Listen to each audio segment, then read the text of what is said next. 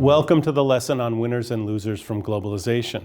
We have presented a picture of globalization as driven by corporate innovation, mechanization, and containerization, government deregulation, and an export-oriented industrialization strategy in many countries, as well as a growing global labor force, in particular with the entry of many countries into the global capitalist economy and the entry of women into jobs producing for export. None of these are bad things in themselves, and they can be quite positive.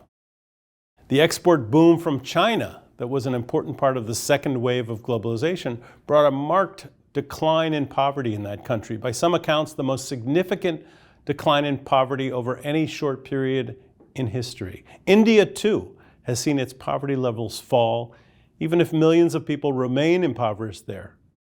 South Korean industrialization, which took place before the Chinese and Indian economic booms, was also rooted in its export orientation and government support for exporting companies. South Korea has now become one of the higher income countries in the world. An additional advantage of globalization was a low price of consumer goods. Cheap imports have allowed consumers to stretch their dollars and to be able to afford clothing, toys, electronic goods, even cars and trucks.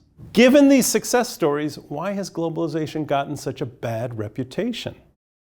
The fact is that globalization has tilted the economic playing field in favor of companies and finance and against workers in many countries. The result has been that there have been some winners from globalization, some countries and some companies, and many losers from globalization, including workers in industrialized countries who saw their jobs disappear, and even many of those with jobs in developing countries whose labor conditions are substandard and whose earnings capacities have not improved. Thus, there's been a high cost of cheap goods, as one commentator noted.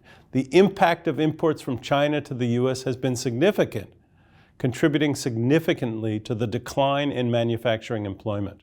According to one study, there was a massive decline in manufacturing employment in the US between 1997 and 2005, and half of this job loss was the result of international trade. This impact is often first felt in specific locations where jobs are being displaced.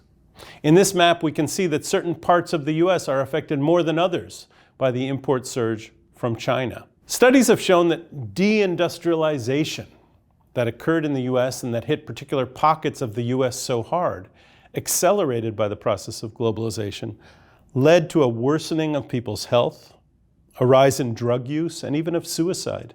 Angus Deaton and Ann Case, economists at Princeton University, call their study of this problem "Deaths of Despair and the Future of Capitalism." This gives a sense of how much is at stake in how we handle globalization in the future. To go one step further, another far-reaching impact of hyperglobalization is the health of our democratic political systems. A number of important commentators have associated the costs of globalization with the move away from democracy in many countries in favor of a more authoritarian and nationalistic politics with extreme limits on immigration and trade, ethnic and racial discrimination, an attack on both a free press and an independent judiciary. We've seen that such democratic backsliding, Hungary, Poland, India, Brazil, Turkey, Russia, and even in the United States.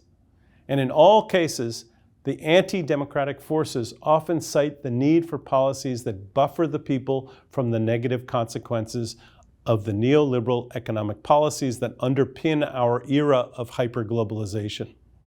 What is behind this skewed form of globalization that has characterized the recent wave and created winners and losers? To understand this, we need to focus on how markets and policies gave the upper hand to international corporations. There are a few issues here. For one, international trade agreements have tended to favor the companies involved in trade rather than the wages and work conditions of the labor engaged in globalized production. These agreements, both the regional agreements like NAFTA and the principles of the WTO, have tended to focus on property rights protection rather than on people and helping with the human costs of adjustment to new patterns of trade and production.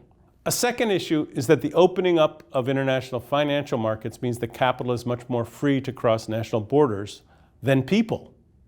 This has allowed banks and investors to move money in and out of a country quickly, creating instability and even crisis in countries who experience these large fluctuations. At the same time that regulations have been reduced regarding international capital flows, the share of U.S. tax revenues that come from corporations has fallen drastically over time, returning almost to the levels in the early 20th century when corporate profits taxes were almost non-existent. This heightened international capital mobility has also meant that companies can shift their profits to where tax rates are lowest, or even into tax havens. It has also meant that companies can seek tax havens avoiding corporate profit taxes completely by parking their profits in countries that do not have a corporate income tax. According to one study, in 2016, large U.S. companies made about $1.3 trillion in profits globally. On that sum, they paid $262 billion in taxes to U.S. and foreign governments, corresponding to a tax rate effectively of 20%. But in many countries, they paid much less. 0% on the $22 billion in the Bahamas, 0% also on the $24 billion booked in the Cayman Islands, 2% on the $39 billion shift to Puerto Rico. In the figure taken from the same study, we see that U.S. multinational corporations now put about 6% of their profits into these tax haven locations. An additional factor is the power imbalance that is part of the global supply chains. In fact, these imbalances are of two kinds, and they are related to each other. The first is the relationship between lead firms and their supplier firms. In many sectors, the lead firm or the large first-tier supplier firm may have many suppliers of products or parts. This gives the lead firm or first-tier supplier the ability to impose deep price competition among suppliers, raising the profit margin of the more powerful firm.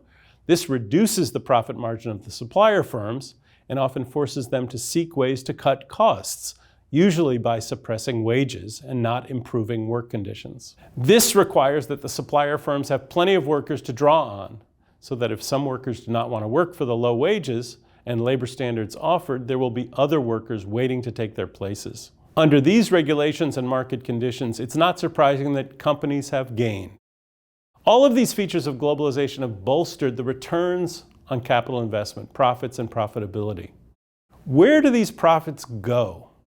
Remember, as we saw in the previous lesson, multinational corporations' profits have come increasingly from overseas operations. Profits can be used in a variety of ways.